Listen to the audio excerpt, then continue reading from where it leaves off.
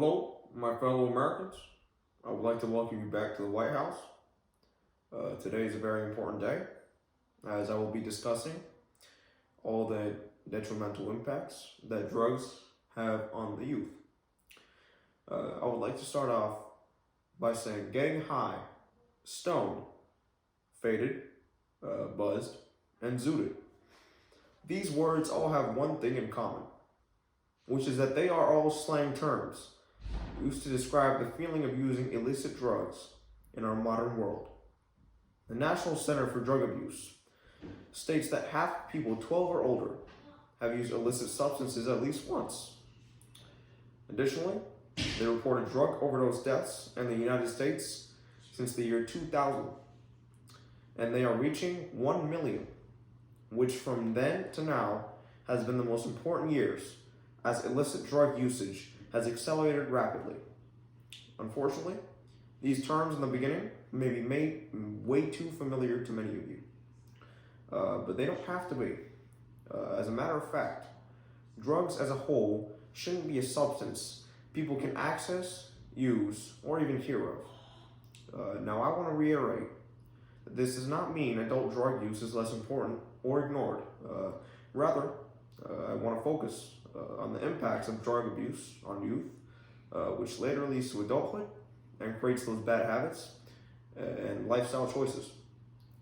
Therefore, we should make drugs and illegal substances our number one enemy, as illegal substances lead to irreversible damage physically, cause broken relationships between family and friends, and create extreme mental tolls on people. We have to make the youth thoroughly understand this and wholeheartedly believe and act on it as we do. First, let's focus on drugs' effects on the body and the irreversible damage they can place on someone's well-being.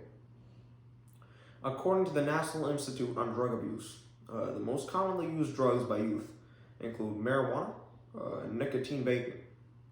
Marijuana, I'm sure which all of you are familiar with, according to the NIH, refers to cannabis or weed in slang terms, and is smoked through rolls cigarettes, which in turn causes problems such as daily cough and phlegm and frequent lung illness, and a higher risk of lung infections, and raises heart rate for up to 3 hours after smoking.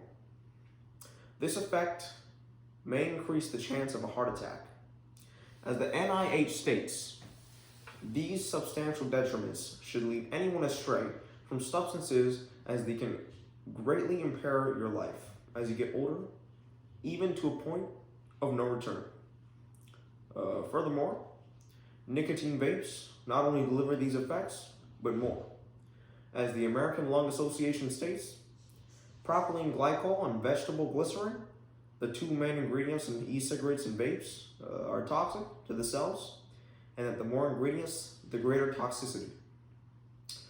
E-cigarettes produce a number of dangerous chemicals, including acetylene, acrolein, and formaldehyde. These aldehydes can cause lung disease as well as cardiovascular disease. These chemicals go straight into the lungs of whoever inhales a nicotine vape, and mind you, these ingredients are so also used instead of herbicides and fertilizers. Which brings me to prompt a query. Would you want your fertilizer and herbicides eating away at your lungs? Ponder that for a minute. On the contrary, some states such as California and Washington made recreational marijuana legal for people 21 and older, and many will say this is a good idea. I would also say this might not be a very good idea, and that marijuana is not accessible. Many people say marijuana is not accessible to minors, which instead keeps adults relaxed. However, although as President Obama, I did allow recreational marijuana, I beg to differ, since legalization of any drug involves it being much more widespread than before. The California Department of Public Health states 12.81% of high school students use cannabis However, in a state where it is legal, such as North Carolina, the current cannabis usage in high schools is 6.87%, much lower. Although still illegal to minors, the sheer exposure of the drug across the state, whether in the form of watching adults secondhand smoke, or just the amount of cannabis shops opening to meet demand, this can spark curiosity inside a young, impressionable kid and lead to a lifetime of hardship. Moreover, the effects of drugs among the youth spread further than just physical issues. In fact, it has great effects on familiar relationships, friends, and lovers, which are essential to a fulfilling life. When a minor makes the decision to involve themselves with illicit substances, it takes them into a rabbit hole with no exit, as reaching a high or getting a buzz becomes mind-consuming. Communication with family and friends lessen. Imagine a young boy being called to dinner by his parents to converse and share their days, but instead, he focuses on getting high by, and I quote, hitting the za, end quote. And the only communication they do or have is to ask for money or to get their hands on more drugs. This financial scenario, unfortunately, is true for some real families in America. If the child experiences the primary caretaker as unresponsive or inconsistently responsive, an insecure attachment may form that can result in a variety of problems, including anxiety, depression, and failure to thrive. That was reported by the NIH. The bonds of a family are extremely important, and with substances weakening and breaking those bonds, later leading to a loss of trust and even estrangement in some cases, as family members become so distant to where they cannot even recognize each other anymore. However, when family members grow distant, friends grow closer. However, not the type of friends that many would like to keep around, and definitely not in a beneficial way. Drugs like cocaine can overstimulate young people, leading them to sleep less and work poorly in school, or it may encourage them to hang out with peers who abuse drugs.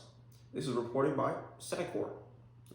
Friendships and romantic relationships grow stronger, but they also turn toxic and enable one another to continue substance abuse and push on to know one another through peer pressure.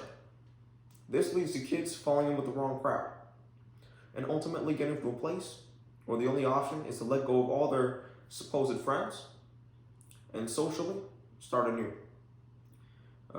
Thus, let us remind ourselves the issue has not gone away and most likely will not go away for a very long time. Illegal substances lead to irreversible damage physically, cause broken relationships between family and friends, and create extreme mental tolls on people. From the knowledge now gained, the consequences now stated, it's obvious to realize the extreme detriments of substance abuse among the youth. However, this may not be true of some families in the United States. Therefore, it is not wise to brush the issue aside, as well as not to linger on it.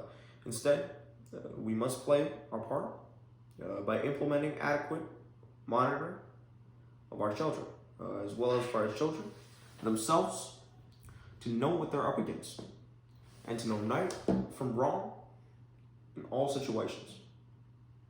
Thank you, my fellow Americans, and I'll leave you to the rest of your day. This has been your weekly address by President Obama, also known as Ryan Zandy. Thank you.